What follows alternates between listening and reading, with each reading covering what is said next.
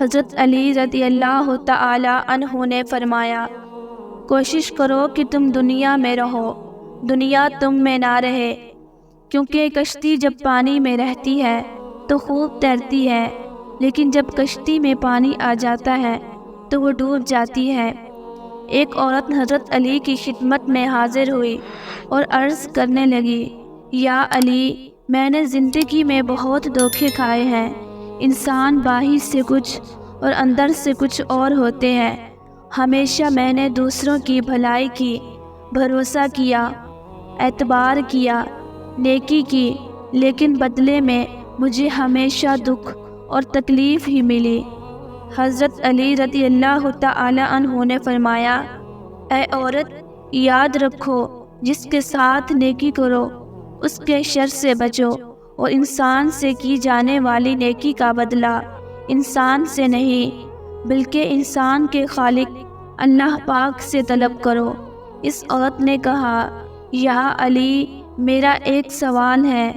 حضرت علی شیر خدا نے کہا، آج تک میرے در سے کوئی خالی ہاتھ نہیں گیا، کہو جو تم کہنا چاہتی ہو۔ تو عورت نے ہاتھ جوڑ کر کہا، یا علی، کیا کوئی ایسا عمل ہے جس سے وقت سے پہلے معلوم ہو جائے کہ سامنے والا انسان ہم سے سچا پیار کرتا ہے یا نہیں؟ تو حضرت علی رضی اللہ تعالی عنہ نے فرمایا، ہاں، اللہ پاک کے علم میں کسی بھی چیز کی کوئی کمی نہیں۔ اگر تم یہ دیکھنا چاہتی ہو کہ سامنے والا انسان تم سے کتنا سچا پیار کرتا ہے تو تم 3 مرتبہ یا ودودو، یا حکیمو، یا کریمو، یا رحمان دل میں پڑھو، اور جس سے تم پیار کرو اس کے چہرے پر دیکھو۔ اگر سامنے والے کا چہرہ منحوس نظر آئے تو سمجھ جانا آنے والے وقت میں وہ تمہیں بہت تکلیف اور دکھ دے گا، لیکن اگر سامنے والے بندے کا چہرہ مطمئن اور عام انسان جیسا ہے تو سمجھ جانا یہ انسان تم سے پیار تو نہیں کرتا لیکن دھوکہ بھی نہیں دے گا۔ لیکن اگر سامنے والے کا چہرہ مسکرائے اور اس کی آنکھوں سے پیار جھلکنے لگے تو سمجھ جانا یہ انسان خود سے بھی زیادہ تم سے پیار کرتا ہے۔ حضرت علی رضی اللہ تعالی عنہ نے فرمایا، کفر کے بعد سب سے بڑا گناہ کسی کے دل آزاری کا ہے۔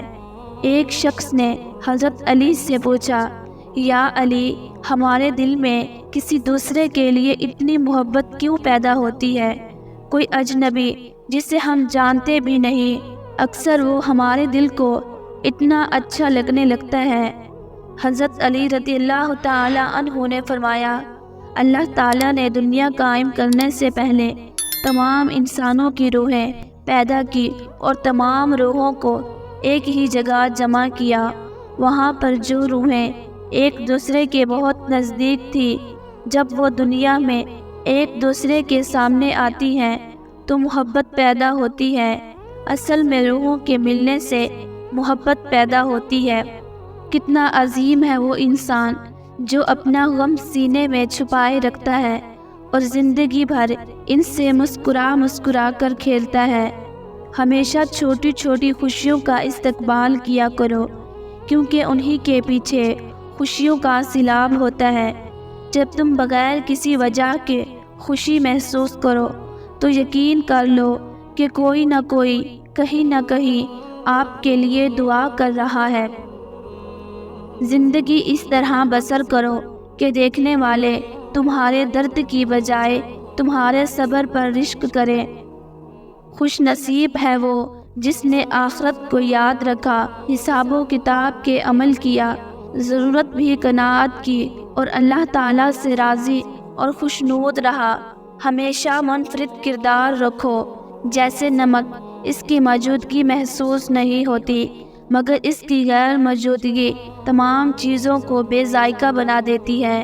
اپنے وہ نہیں ہوتے جو رونے پر آتے ہیں، اپنے وہ ہوتے ہیں جو رونے ہی نہیں دیتے۔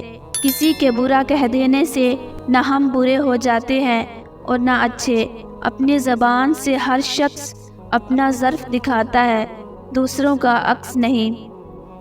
رشتوں کو مضبوط رکھنے کے 2 راز: جب آپ غلط ہوں تو اپنی غلطی تسلیم کریں، جب آپ صحیح ہوں تو صرف خاموشی اختیار کریں۔ خدا سے جب بھی دعا مانگو، مقدر مانگو، عقل نہیں، کیونکہ میں نے بہت سے عقل والوں کو مقدر والوں کے در پہ دیکھا ہے۔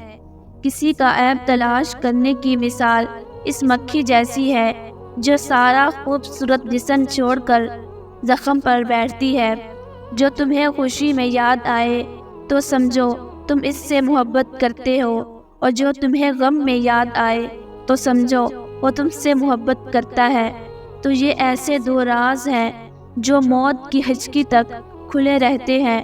دعا ایسا عمل ہے جو تقدیر کو ماں دے سکتی ہے۔ ضمیر ایسا ساتھی ہے جو ہمیشہ حق کی راہ دکھاتا ہے۔